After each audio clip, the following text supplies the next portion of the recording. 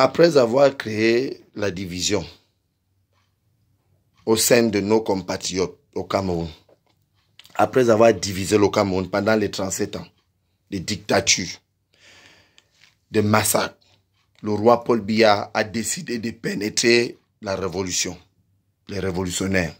Il a décidé de diviser les combattants et les combattantes en montant les uns contre les autres. Parce que je remarque sous les directs, je vois comment les combattantes et les combattants se discutent, se déchirant pour des histoires qui n'ont même pas de sens. Donc, je reviens à les rappeler. Et surtout ceux qui pensent qu'ils sont mieux que les autres, ceux qui pensent qu'ils pourront combattre mieux que les autres, qu'ils sachent que c'est en se remettant ensemble qu'on peut mieux trouver des méthodes plus sûres pour faire dégager ces bandes de vieillards à la tête de nos institutions, en laissant la place à la jeunesse camerounaise.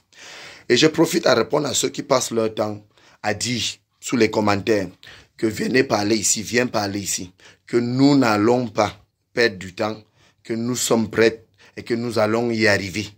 Et que moi, je ne viendrai pas au Cameroun pour un individu ou pour un citoyen camerounais qui cherche de quoi manger. Je viendrai pour m'occuper de roi Paul Biya et sa bande.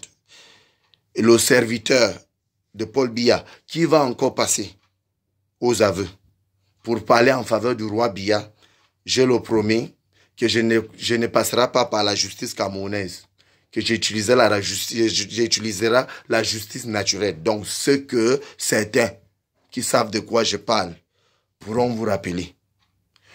Donc, je dis encore que ceux qui ont continué à soutenir ces régimes criminels, ces tueurs, et ce roi qui a passé tout son temps à tuer, y compris même ses serviteurs parfois, que nous n'allons pas vous laisser faire, que nous avons déjà des vrais problèmes avec vous et que vous devrez comprendre que vous faites partie de la solution des problèmes du Cameroun aujourd'hui.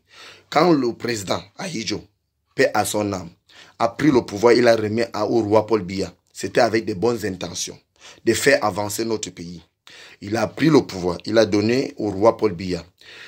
Et le Cameroun, en plus, avait une bonne croissance de 7, quelques.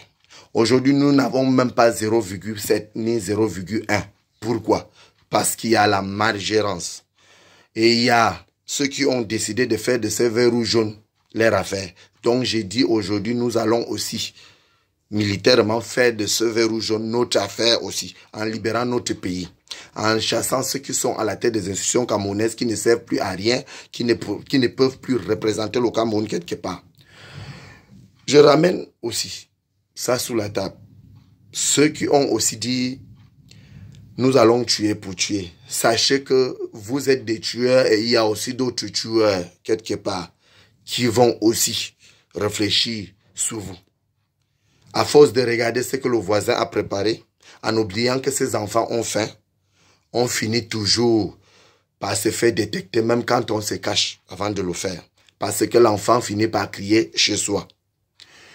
Alors, moi, Ramon Kota, je rappelle encore une fois de plus les révolutionnaires à se remettre ensemble, à oublier leurs propres conflits internes, à penser à un seul objectif, vaincre le roi Paul Biya avec sa bande, que de nous entretuer. Je vous remercie.